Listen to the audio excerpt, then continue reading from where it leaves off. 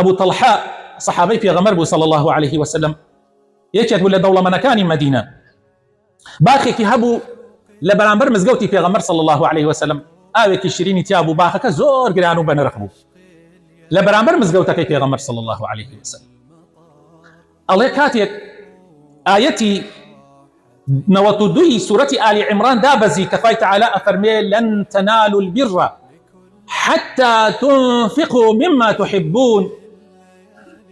ناتو أن تشاكي تواو بدز بينا حتى أوي كحزي لي أكن لو أبخشن حتى لو أبخشن كحزي لي أكن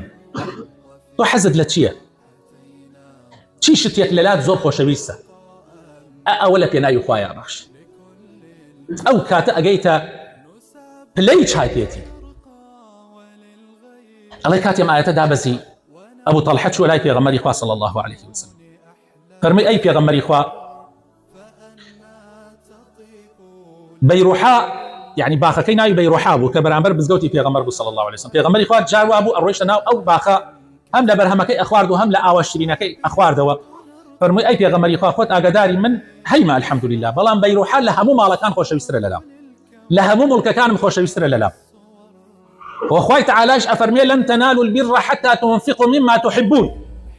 ئەوە من لە پێناوی خوایە بەخشیم ئەی پێغەمبەری خوا بەخشیمە خوا ئەفەرمێ پێغەمبەری خوا صلی الله عليه وسلم زۆری پێخۆش بوو فەرمووی بەخ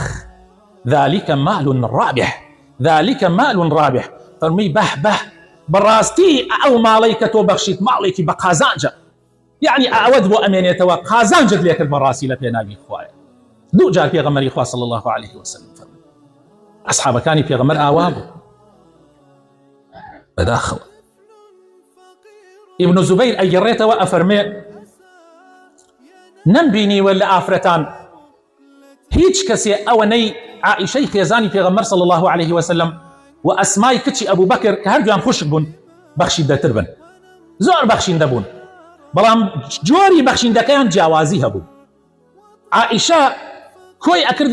ئەکردەوە خڕیە کرد یعنی ئەمجا ئەی بەخشیە شوێنێک کەی بیزانایە قازانجێکی باشی هەیە عائشە بەو شێوە بەخشیندەی دەرەبڕی بەو شێوە سەخاوەتی دەرەبڕی بەڵام ئەسما بە شێوەیەکی تر أسماء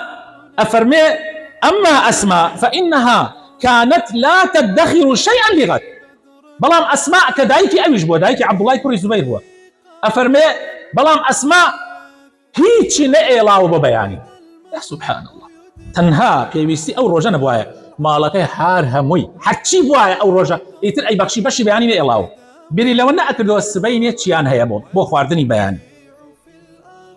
يعني هردو كيان زور سخيبون بلام عائشة خريا كم مثلا بو نمونا لرمضان أي بخشي بو نمونا يعني بلام أم بشي بياني نئي الله جا خوش بسكان أم دنيا فرصة بخوا أصحابتاني في غمر إخوة صلى الله عليه وسلم لتشاكو تشاكا كاريا لبخشين دايو سخاوتا منافسة عن هبو